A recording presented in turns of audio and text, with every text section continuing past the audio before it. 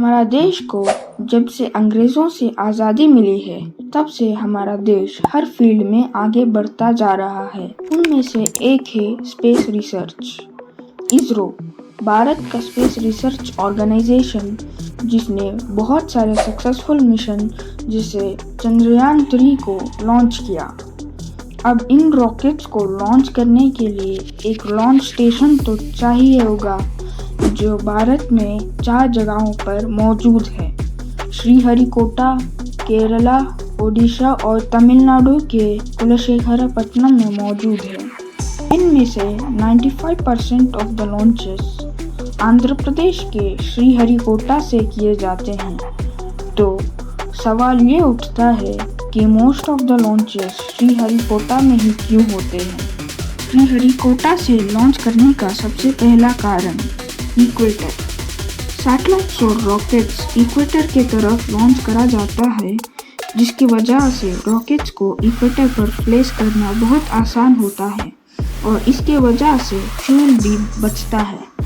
अब आपके मन में ये सवाल आ रहा होगा कि ऐसे तो हम रॉकेट्स तमिलनाडु के कुलशेखरपट्टनम या केरला से भी लॉन्च कर सकते हैं, श्रीहरिकोटा ही क्यों? वीडियो में बने रहें, आगे इसका जवाब मिलेगा। दूसरा कारण ज्योग्राफिकल फीचर्स।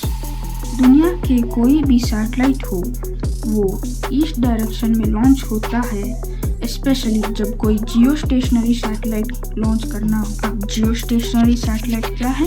सिंपल भाषा में समझाऊं तो जियो स्टेशनरी सैटेलाइट वो है जो ईस्ट डायरेक्शन में लॉन्च होता है। अब ईस्ट डायरेक्शन में ही क्यों?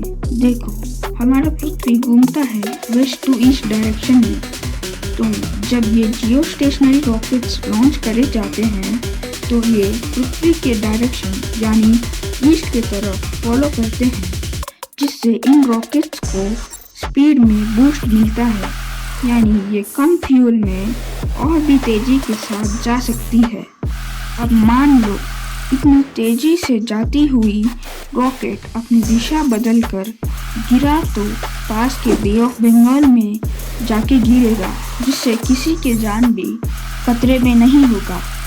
पर वही जब दूसरे लॉन्च स्टेशन से लॉन्च करेंगे तो कभी किसी फेलियर के कारण किसी के जान भी जा सकती है। श्रीहरिकोटा का क्लाइमेट ऑलमोस्ट हमेशा ड्राई रहती है, जिसकी वजह से लॉन्च पूरे साल में कभी भी करा जा सकता है। तो इसरो के ये बाकी लॉन्च साइट के क्या फायदा? देखो, हर बार इसरो को इन भारी जियो स्टेशनरी सैटेलाइट्स को लॉन्च करना नहीं होता है, तो ये लॉन्च स्टेशंस हल्के रॉकेट्स को लॉन्च करने के लिए उपयोग करा जाता है। इन लाइट वेट रॉकेट्स को ईस्ट डायरेक्शन में यानी जियो स्टेशनरी ऑर्बिट पे नहीं उड़ाया जाता है। ये फॉलो करते हैं पोलर ऑर्बिट को जो साउथ की तरफ जाते हैं।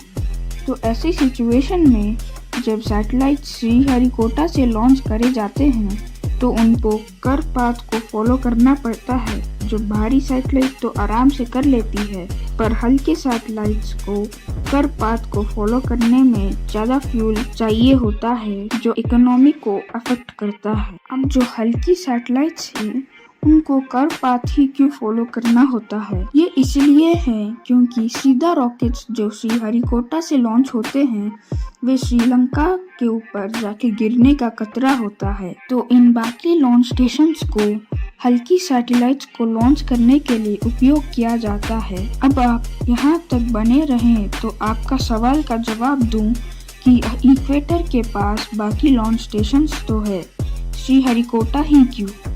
तो आसान जवाब ये है कि अगर बाकी लॉन्च साइट से लॉन्च करेंगे तो उस सैटेलाइट्स को श्रीलंका में जाके गिरने का डर है, इसलिए Sriharikota is the best option. अगर आपको ये वीडियो जरा से भी इंफॉर्मेटिव लगा है तो प्लीज़ एक लाइक करके सब्सक्राइब करके अपना ओपिनियन कमेंट में बता सकते हैं। Thanks for watching.